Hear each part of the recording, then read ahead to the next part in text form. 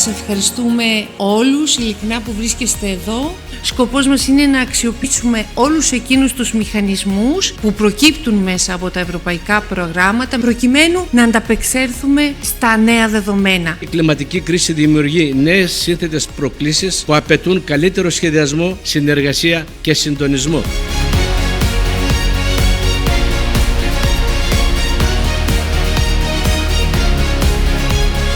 Η τεχνολογία υπάρχει και εξελίσσεται. Εμείς εξελισσόμαστε παράλληλα. Το ανθρώπινο δυναμικό που δεν υπάρχει μπορεί να εμπλουτιστεί και να μπορεί να παρακολουθήσει τις εξελίξεις. Σε μια εποχή που όλες οι προκλήσεις από φυσικά φαινόμενα γίνονται ολοένα και μεγαλύτερες, η γνώση, η συνεργασία και η σωστή προετοιμασία αποτελούν τα σημαντικότερα εργαλεία μας.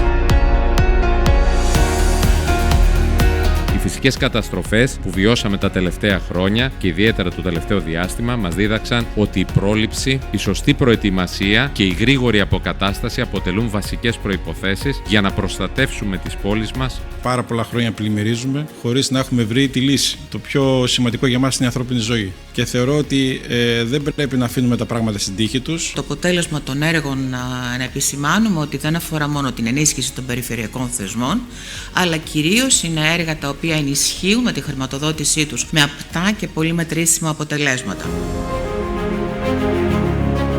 Δεν μιλάμε τώρα πλέον για μεμονωμένα περιστατικά στην περιοχή, μιλάμε για συνεχείς πλημμύρες, για μεγαλύτερες περιόδους πυρκαγιών. Επιβάλλει την αλλαγή. Πολλοί από αυτούς τους κινδύνους αναπτύσσονται σε συστήματα που υπερβαίνουν τα εθνικά σύνορα. Η Ευρωπαϊκή Τράπεζα Επενδύσεων, εφόσον τα προτεραιοποιήσει το Υπουργείο Οικονομικών, να βοηθήσουμε όσο περισσότερο μπορούμε. Είμαστε εδώ για να τα χρηματοδοτήσουμε.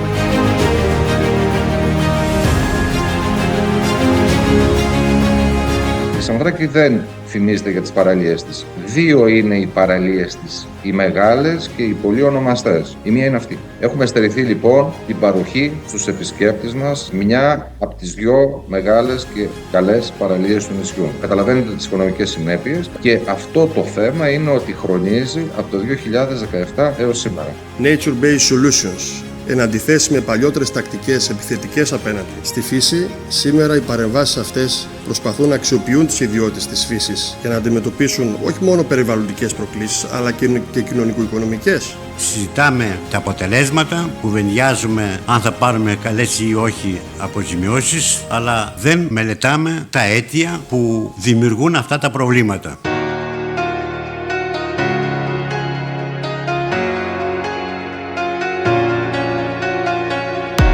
Είμαστε εδώ για να ακούσουμε πώς αυτά που εμείς σχεδιάζουμε, πώς εφαρμόστηκαν τελικά σε μια πλημμύρα και τι μαθήματα μπορούμε να πάρουμε για να γίνουμε καλύτεροι στο μέλλον.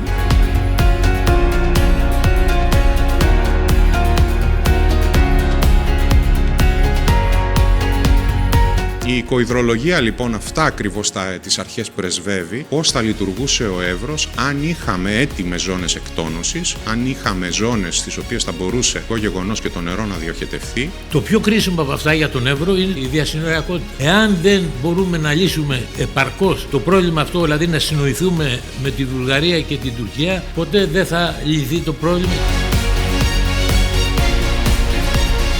Τα δεδομένα θα είναι input για ένα decision system support. Για να πάρουμε αποφάσεις, να κάνουμε τις τεχνικές κατακλήσεις. Τι είναι ένα σύστημα έγκαιρης προειδοποίησης? Επί της ουσίας διευκολύνει τις αρχές να μπορούν να αναγνωρίζουν τους κινδύνους και να παίρνουν αποφάσεις εγκαίρως. Βασικός στόχος μας σαν αστυνομία είναι η προστασία της ανθρώπινης ζωής, η διασφάλιση της περιουσίας και η τήρηση της τάξης. Εδώ στην περιοχή μας, επειδή έχουμε δοκιμαστεί, θέλουμε μια γρήγορη πληροφορία, να είμαστε λίγο πιο μπροστά από την καταστροφή.